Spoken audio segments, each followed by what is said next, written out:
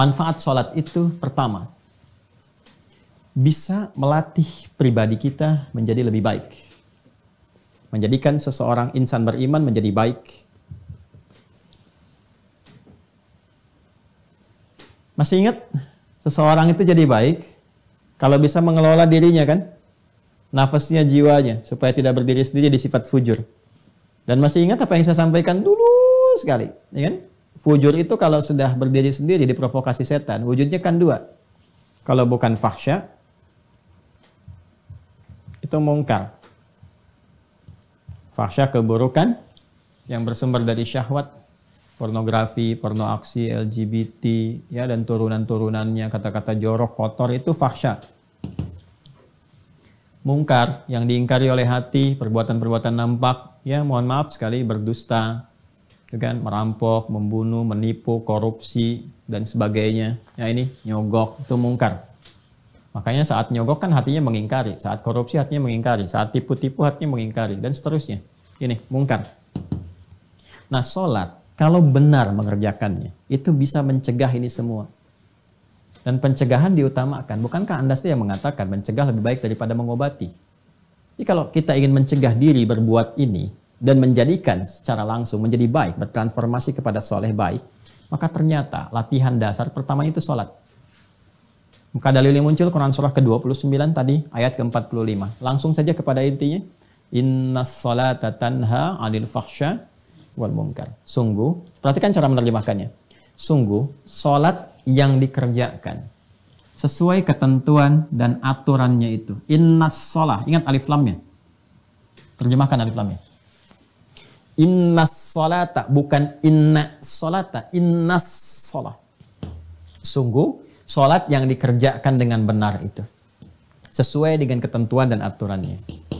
Tanha 'anil fahsya'i wal munkar. Maka hasil dari itu bisa mencegah pelakunya dari perbuatan keji dan munkar. Jelas ya? Nah, jadi kalau ada orang-orang yang sholat tapi masih nampak pada dirinya perilaku keji, fahsya, dan munkar, dicek ini. Boleh jadi sholatnya belum sesuai dengan ketentuan dan aturannya. Nah, yang kedua, sholat menghadirkan ketenangan kepada jiwa.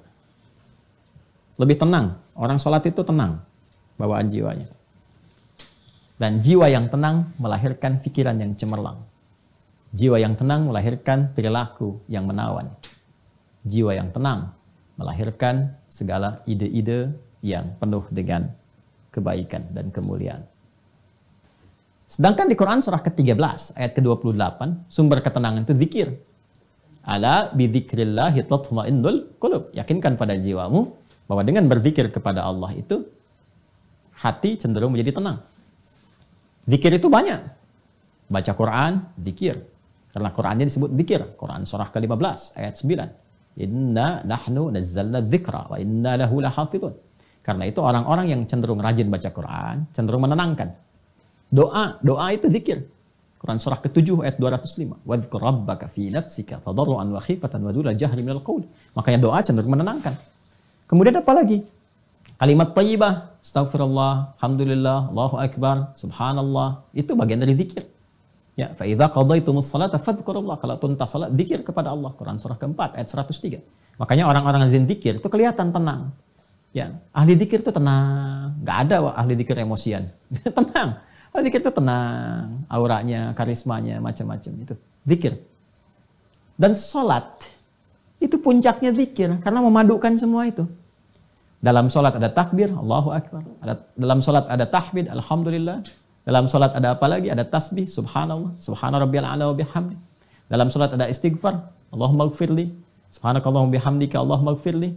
Dalam salat ada Al-Qur'an, Al-Fatihah, baca Al-Qur'an. Ya, dalam salat rukuk, sujud ada doa dan seterusnya. Gabungan. Makanya orang salat itu harusnya cenderung lebih tenang dan salat disebut zikir. Balik ke Quran surah 20 Thaha ayat 14. Disebutkan ketika Allah mengaitkan salat dengan iman, faedahnya zikir. Innani anallahu la ilaha illa ana fa'budni wa aqimis salata li dzikri. Ya, tunaikan salat dengan benar sebagai zikir kepadaku. Zikir kepada Allah itu puncaknya dalam salat. Makanya salat itu dahsyat. Jangankan salat saat mau dilakukan, tempat salatnya aja bikin tenang. Ya. 3. sarana curhat terbaik yang mempercepat pengabulan doa. Ini, percepat terkabulnya doa. Sarana curhat terbaik kepada Allah. Ya, ingin menyampaikan apa? Curhat kita kan kepada Allah dalam bentuk doa. Quran surah ketiga contoh, Ali Imran, ayat 38 sampai 39. Ya, tentang kisah Nabi Zakaria yang divonis nggak mungkin, yang mustahil kata manusia punya keturunan. Nabi Zakaria sudah beranjak sepuh, fisiknya sudah letih, rambut memutih. Ya, istri terutama divonis dengan hal-hal teknis secara medis yang katanya tidak mungkin punya keturunan. Apa yang dilakukan? Curhatnya kepada Allah. Beliau sholat. Sholat tuh, solusinya sholat. Ya, hunalika da'a Zakaria Rabba, di mihrab itulah, di mihrabnya Maryam beliau berdoa. Sholat. Ya, nanti tahu sholatnya di ayat 39. Hunalika da'a Zakaria Rabba, qala rabbi habli min ladunka dzurriyyatan thayyibah innaka sami'ud du'a. Beliau berkata, ya Allah, mereka mengatakan aku nggak mungkin punya keturunan.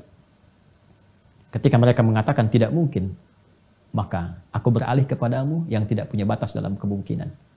Nah, itu tanda ya. Itu fikih Quran tuh. Jadi kalau orang sudah mengatakan ini nggak mungkin bu, ini nggak bisa pak, itu tanda langsung dari Allah bahwa Allah ingin mengabulkan apa yang Anda mohonkan langsung tanpa perantara. Ya, karena itu Nabi Zakaria sudah ngasih contoh yang di surah Maryam itu. Dzikru rahmati rabbika abdahu Zakaria idz nada rabbahu, ya kan, nidaan khafiyya. Rabbi inni wa hanal 'azmu minni washta'ala ra'su syaiba wa lam akum bi du'aika rabbi syaqiyya. Masya Allah, indah sekali. Ya Allah, aku ini selalu tidak pernah putus harapan kepadamu. Aku selalu berdoa, dari rambutku masih menghitam sampai memutih, fisik letih, tapi aku gak pernah putus dalam memohon rahmatmu, berharap kepadamu. Itu. Apa? Minta keturunan. Puncaknya dimohonkan tuh di mihrab itu dalam salat. Mereka mengatakan mustahil. Dan inilah ya tanda pertamanya. Maka aku memohon kepadamu ya Allah yang tidak pernah punya batas dalam pemberian. Anugerahkan kepadaku dari sisimu saja. Karena orang mengatakan gak mungkin, aku minta darimu saja. Ya, keturunan terbaik. Innaka sami'ud du'a. Engkau pasti mendengar doa hamba. Kalau yang pada maha mendengar pun belum dikabulkan, lantas kepada siapa lagi hamba mesti memohon? Apa yang terjadi? Fanadatsul malaikatu wa huwa qaimun yusalli. Itu dalilnya. Fil mihrab. Maka seketika turun malaikat, sedangkan Nabi Zakaria itu masih berdiri dalam sholat. Masih berdiri. Artinya belum selesai sholatnya. Baru selesai berdoa. Seketika turun, menyampaikan, Annallaha yubashshiruka bi Yahya. Beri kabar, kau akan punya anak. Dapat kabar dari Allah, jadi kabulkan, akan punya anak, istrimu akan mengandung.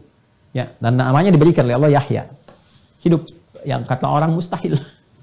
Ada dari rahim seorang perempuan yang divonis secara medis, klinis, monofus dan mandul punya keturunan, kata Allah, gak ada yang mustahil bagiku. Jadi, terjadi. Mudah bagi Allah menjadikan segala yang bisa terjadi. Salat mempercepat hadirnya kesuksesan dan kebahagiaan.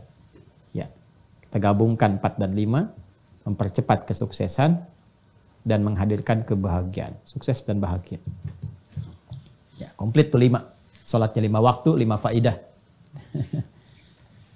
Sukses dan bahagia. Kalau kita gabungkan sukses bahagia ini, namanya falah. Singkatnya begitu. Falah. Falah itu sukses dan bahagia. Quran surah ke-23 ayat 1 dan 2. Qad aflaha al-mu'minun. Saya lagi ke sini, orang beriman. Ya, Quran surah 23 al-mu'minun ayat 1 dan 2. Qad aflaha al-mu'minun. Orang beriman, kalau benar-benar iman melekat pada dirinya, identitas berimannya bagus, diimplementasikan imannya dengan ibadah yang benar, pasti menggenggam kesuksesan dan kebahagiaan. Apa ciri pertamanya? Alladzina hum fi salatihim khashi'un. Ternyata pengantar pada kebahagiaan, kesuksesan itu salat. Ya. Dan ini yang paling diharapkan oleh manusia. Ya, tingkat tertingginya itu kan ini, iman. Jadi tingkat tertinggi insan beriman itu, pokoknya terserah, yang penting saya salat itu karena Allah perintahkan. Itu aja. Karena saya beriman, saya salat. Ya, tapi kan tadi saya katakan, ada yang ciri khas anak-anak, ada yang orang dewasa matang dengan kedewasaan dan akalnya, ada yang dewasa kekanak-kanakan, masih nanya juga dan sebagainya. Ya, maka butuh motivasi. Apa di antara motivasi yang terkuatnya ini? Sukses, bahagia, sukses, bahagia. Nah, diperdengarkan 5 kali dalam sehari. Ini bahagianya dunia akhirat. Suksesnya dunia akhirat. Ya, Quran surah 23 Al-Mu'minun ayat 1 dan 2. Qad aflahal mu'minun. Orang beriman, kalau benar-benar iman melekat pada dirinya, identitas berimannya bagus, diimplementasikan imannya dengan ibadah yang benar, pasti menggenggam kesuksesan dan kebahagiaan. Apa ciri pertamanya? Alladzina hum fi salatihim khasyi'un. Ternyata pengantar pada kebahagiaan, kesuksesan itu salat.